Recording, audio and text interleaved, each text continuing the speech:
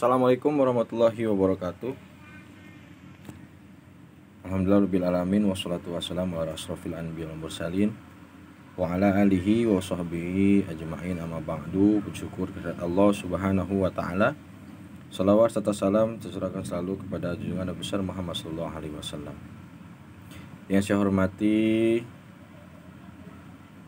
Ibu Nurlela selaku pengampu mata kuliah Hadis Tarbawi, dan saya hormati juga kepada kawan-kawan yang mengikuti mata kuliah Hadis Tarbawi. Mudah-mudahan kita selalu dirahmati Allah Subhanahu wa taala. Oke, kali ini saya akan mempresentasikan.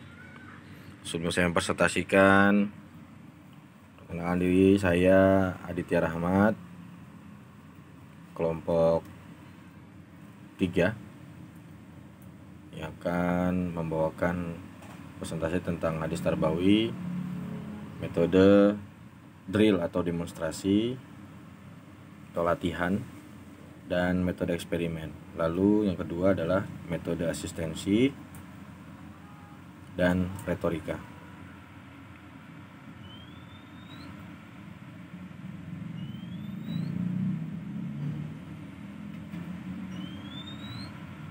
Pengertian drill dan eksperimen. Yang pertama adalah pengertian metode drill.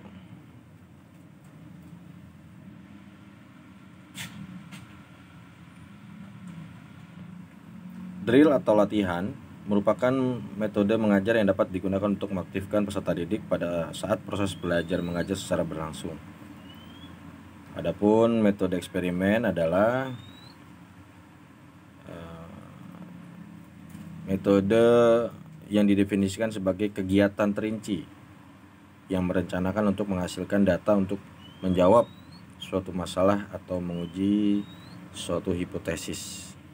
Boleh dikatakan metode ini adalah metode kelompok. Jadi belajar kelompok.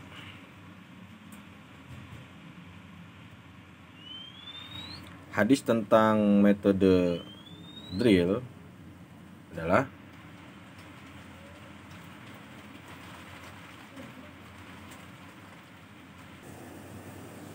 Bismillahirrahmanirrahim. An Abi Hurairah an Nabi sallallahu alaihi wasallam dakhala al-masjid fa dakhala rajulun fa shalla thumma ja'a fa sallama 'ala an-nabi sallallahu alaihi wasallam. Faradda an-nabiy sallallahu alaihi wasallam alaihi salam fa qala irji fa shalli fa innaka lam tusalli. Fa shalla thumma ja'a fa sallama 'ala an-nabi sallallahu alaihi wasallam fa qala irji fa shalli fa innaka lam tusalli. Salasan. Faqala walladzina ba'asaka bil haqqi fama uhsinu ghairahu fa'allimni. Qala idza qumta ila sholati fakabbir summa qra' ma tayassara ma'aka minal qur'an summa rka' hatta tatma'inna raki'an summa rfa' hatta ta'tadila qa'iman summa isjud hatta tatma'inna sajidan summa rfa' hatta tatma'inna jalisan summa isjud hatta tatma'inna sajidan summa fa'al zalika fi salatika kulliha. Dikatakan dalam hadis Rasulullah SAW yang dibawakan oleh Abu Hurairah, Nabi SAW ketika masuk masjid maka masuklah seseorang, lalu ia melaksanakan sholat. Setelah itu ia datang dan memberi salam pada Nabi SAW, lalu beliau menjawab salamnya. Beliau berkata, ulangilah sholatmu karena sesungguhnya engkau tidaklah sholat. Lalu ia pun sholat dan datang, lalu memberi salam pada Nabi SAW. Beliau tetap berkata yang sama seperti sebelumnya, ulangilah sholatmu karena sesungguhnya engkau tidaklah sholat, sampai diulangi hingga 3 kali. Orang yang jelek sholatnya tersebut berkata, demi yang mengutusmu membawa kebenaran, aku tidak bisa melakukan sholat sebaik dari itu. Makanya ajarilah aku. Rasulullah SAW lantas mengajarinya dan bersabda, jika engkau hendak sholat maka bertakbirlah, kemudian baca Al-Quran yang mudah bagimu, lalu rukuklah serta tumakninahlah ketika ruku, lalu bangkitlah dan beritidallah sampai berdiri. Kemudian sujudlah serta tumakninalah ketika sujud. Kemudian bangkitlah dan duduk antara dua sujud sambil tumakninah. Kemudian sujud sambil disertai tumakninah ketika sujud. Lakukan seperti itu dalam setiap sholatmu. Hadis riwayat Bukhari nomor 793.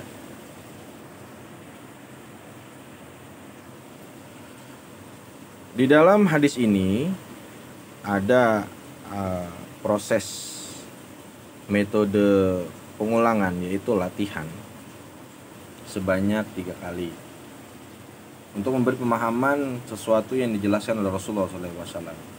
Proses pembelajaran ini mempunyai prinsip-prinsip pembelajaran yang salah satunya adalah prinsip pengulangan, yaitu melatih daya-daya yang ada pada peserta didik yang terdiri atas daya mengamati, menanggapi, mengingat, menghayal, merasakan, berpikir, dan sebagainya.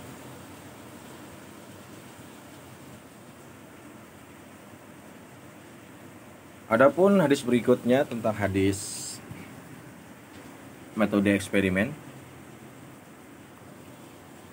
Hadatsana Qutaibah bin Sa'id as-Saqafi wa Abu Kamil al-Jahdari ataqaraba fil lafzi wa hada hadis Qutaibah qala haddatsana Abu Awanah an Simakin an Musa bin Talha an abihi qala marartu ma'a Rasulillah sallallahu alaihi wasallam biqaumin ala ru'usin nakhli faqala ma yasna'u haula'i faqalu yulaqihunahu yaj'aluna az-zakara fil untha fayalqahu faqala Rasulullah sallallahu alaihi wasallam ma azunnu yughni dhalika syai'an qala fa ukhbiru bidzalika fatarakahu fa ukhbiru Rasulullah sallallahu alaihi wasallam bidzalika faqala in kana yanfa'uhum dzalika falyasna'uhu fa inni innama zanantu zannan fala tu'akhiduni bizzanni walakin idza haddastukum annillahi syai'an fakhudu bihi fa inni lan akziba ala Allahi azza wa jalla. Artinya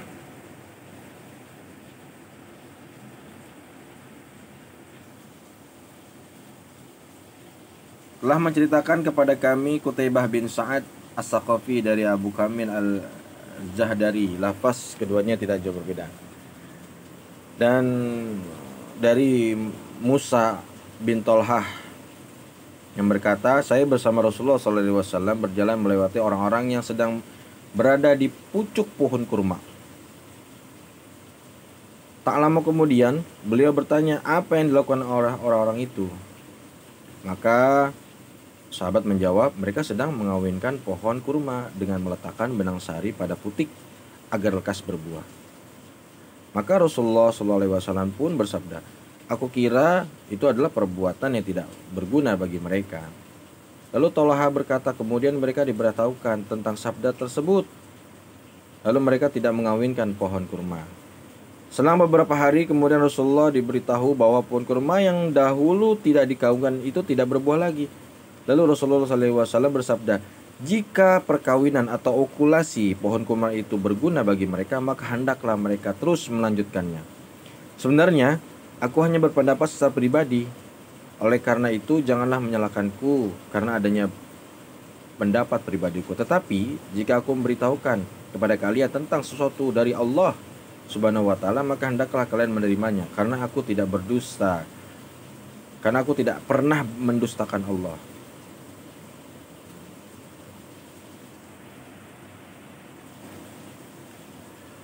Hadis ini menceritakan tentang ada petani kurma dan Rasulullah SAW bersama sahabat itu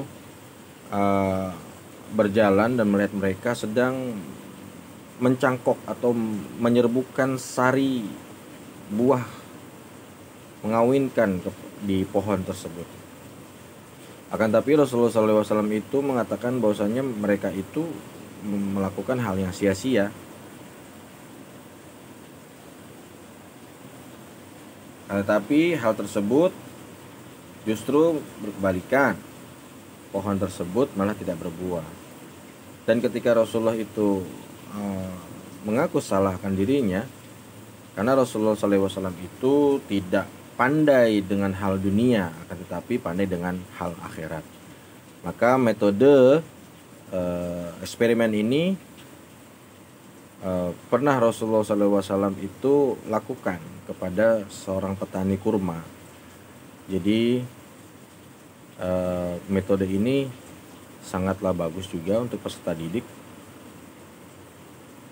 karena peserta didik bisa melakukan suatu percobaan tentang suatu hal, lalu mengamati prosesnya serta menuliskan atau mencatat hasil percobaannya. Kemudian hasil pengamatan itu hasilnya disampaikan ke kelas atau dievaluasi oleh seorang guru. Selanjutnya adalah pengertian asistensi dan retorika.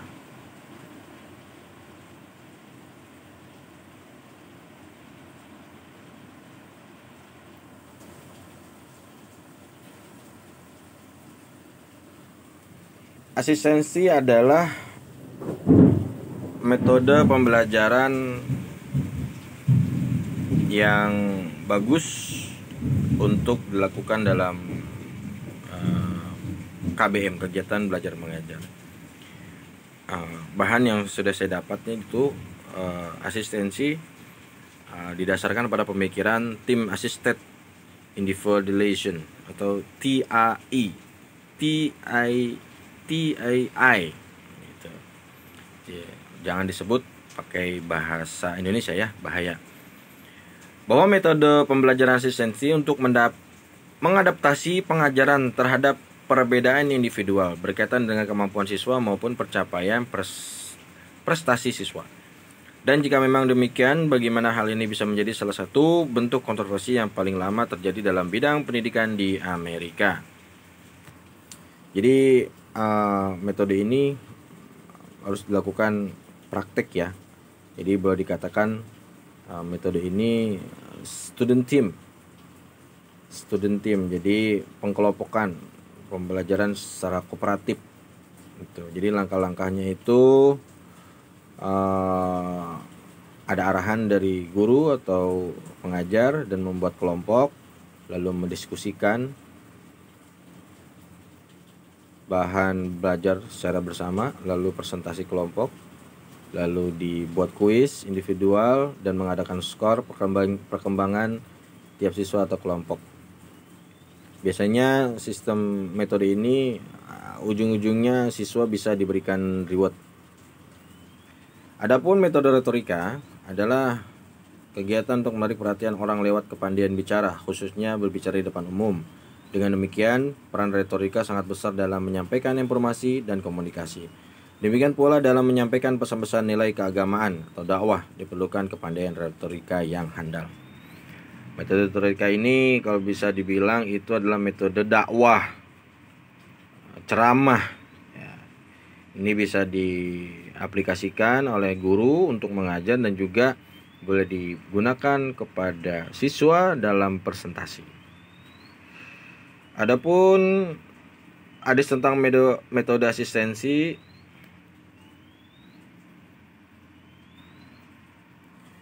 adalah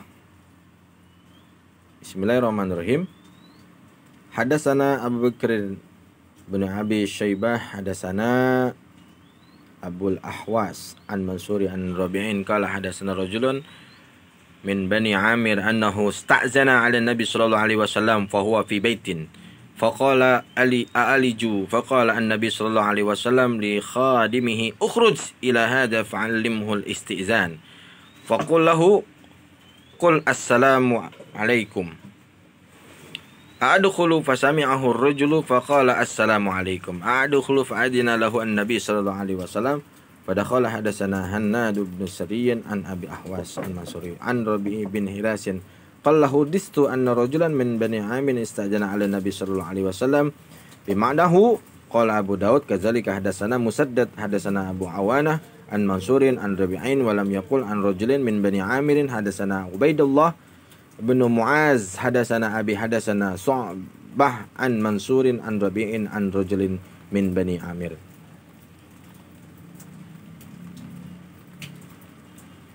telah menceritakan kepada kami bahwasanya Abu Bakar, lalu diceritakan pula kepada Abu Hawas dari Mansur dan Rabi.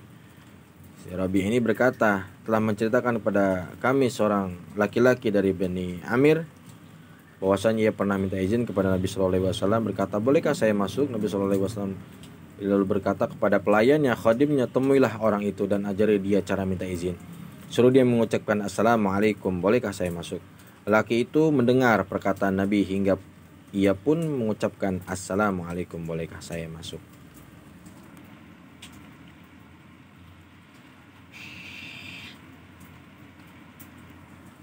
Hadis ini menjelaskan tentang adab masuk ke rumah orang lain.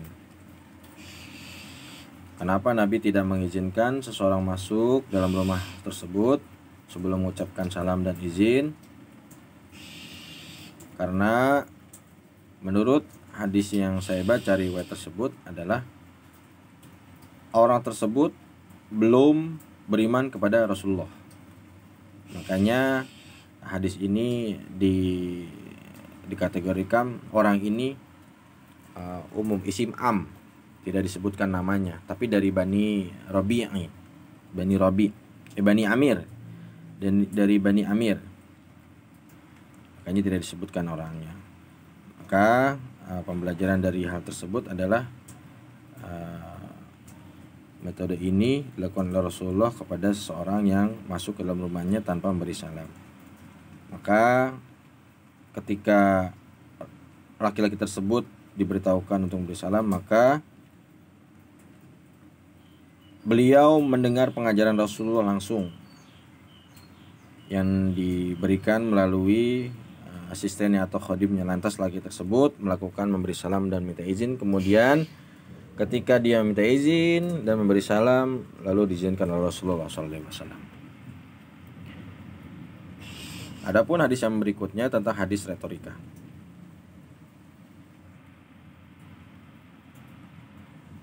Bismillahirrahmanirrahim. An Abi Sa'id Al-Khudri radhiyallahu anhu qala sami'tu Rasulullah sallallahu alaihi wasallam yaqul man ra'a minkum munkaran falyughayyirhu bi yadihi fa in lam yastati fa lisanihi fa in lam yastati fa bi qalbihi fadzalika asnaful iman, rawahul Muslim.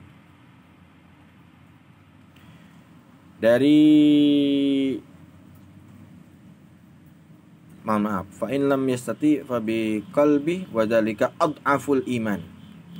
Dari Abu Khudri berkata, aku mendengar Rasulullah SAW bersabda, barang siapa di antara kalian melihat kemungkaran, hendaknya dia ubah dengan tangannya atau kekuasaannya, bukan dipukul. Lalu kalau tidak mampu, hendaknya dia ubah dengan lisannya, dan kalau dia tidak mampu, hendaklah dia ingkari dengan hatinya, dan inilah selemah-lemahnya iman.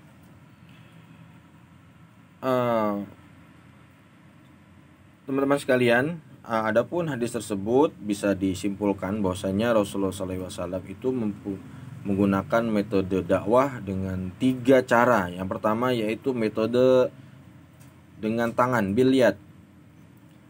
Tangan secara tekstual itu diartikan sebagai tangan yang digunakan untuk menggunakan situasi kemungkaran tersebut. Secara tekstual juga, tangan dapat diartikan sebagai kekuatan atau kekuasaan, power. Metode ini bagus dan efektif bila dilakukan oleh penguasa yang berjiwa dakwah. Juga metode ini bisa dilakukan oleh para guru, karena para guru itu guru di satu kelas itu dia harus menguasai. Apabila ada hal-hal yang tidak diinginkan, maka guru bisa berkuasa di kelas tersebut. Adapun dengan metode yang berikutnya, dengan metode dengan lisan, bilisan. Maksud dengan perkataan itu perkataan yang baik, yang lemah lembut dan dapat dipahami oleh peserta didik, dan juga para pendakwah juga, para guru juga, bukan dengan kata-kata yang menyakiti hati. Jadi boleh dikatakan metode ini bagus sekali. Biasanya dengan lisan itu peserta didik itu tersentuh hatinya. pelan-pelan diajak ngobrol gitu. Jadi dari hati ke hati. Jadi emosional, hubungan emosional antara guru dan murid itu sangat dekat. Dan adapun yang ketiga, metode terakhir, apabila dengan yad nggak bisa, dengan lisan nggak bisa, yaitu bil qalbi. Metode dengan hati, tahapan ini dilakukan dalam situasi yang sangat berat. Ketika seorang guru atau pendakwah sebagai penerima pesan, ketika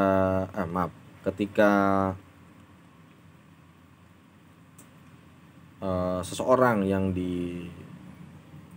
diberitahu atau murid yang diberitahu atau orang lain yang diberitahu tentang pendakwah itu, tentang hukum-hukum ajaran Islam, tetapi dia menolak pesan yang disampaikan, bahkan mencemooh, bahkan juga bisa menzolimi, yang sebaiknya dilakukan oleh para guru, para pendakwah ialah bersabar serta terus mendoakan agar pesan tersebut dapat diterima suatu saat nanti.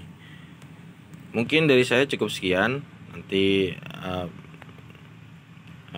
apabila ada kesalahan mohon dibukakan pintu maaf. Asykurukum. Hadanallahu ajmain. Assalamualaikum warahmatullahi wabarakatuh.